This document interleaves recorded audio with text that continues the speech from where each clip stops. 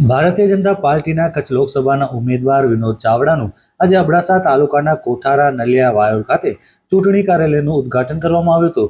પ્રથમ નલિયા ખાતે luxury station પાસે જિલ્લા ભાજપ પ્રમુખ દેવજીભાઈ વરચંદ અને ભારતીય જનતા પાર્ટીના ઉપસ્થિત સૌ આગેવાનોની ઉપસ્થિતિમાં રિબિન કાપીને ચૂંટણી કાર્યાલય ખુલ્લું મૂકવામાં આવ્યું હતું. ત્યારબાદ શ્રી કચ્છી રાજપૂત સમાજવાડી ખાતે જાહેર સભા યોજવામાં આવી હતી, જેમાં દીપ પ્રાગટ્ય કરવામાં આવ્યું હતું અને મંચસ્થ ઉપસ્થિત મહાનુભાવોનું સન્માન કરવામાં આવ્યું હતું.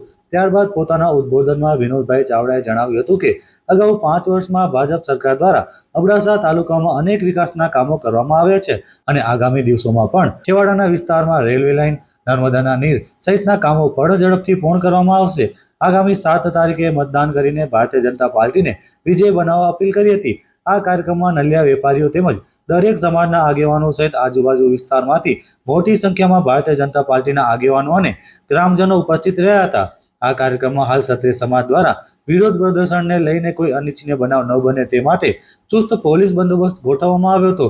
તો કોઠારા ગામે વિરોધ થતા કાર્યક્રમના અગાઉથી જ પોલીસ દ્વારા ભાજપ વિરોધી સૂત્રોચ્ચાર કરનારાઓની ધરપકડ કરી લેવામાં આવી હતી. તો નલિયા ખાતે પણ અબડા દાદા સર્કલ પાસે પણ 1-2 વિરોધીઓને પોલીસ દ્વારા અટક કરવામાં આવી હતી.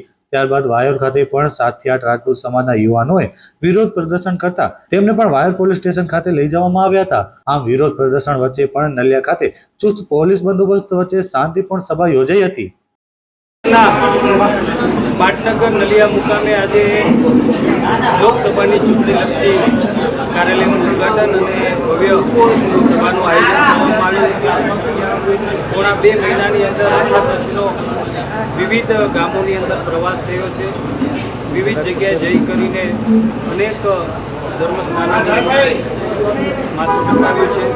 અનેક સમાજો સાથે લોકો સાથે બેઠકો કરી છે.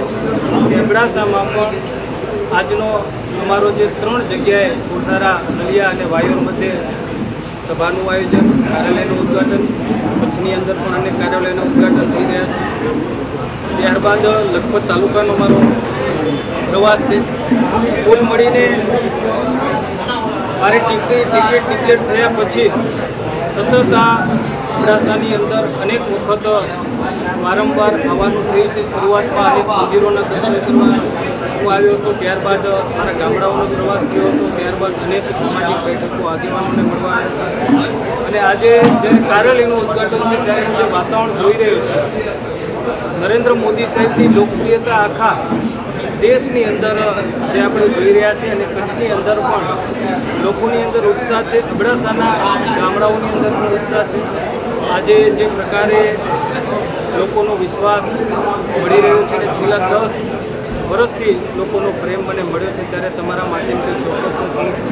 હમણાં જ આપણે જોયું અહીંયા કોલેજ અબડાસાને ભેટ મળી. અહીંયા નલિયાથી દેસલપુર રોડનું ખાતમુહૂર્ત થયું છે. ભવ્ય રોડ થશે.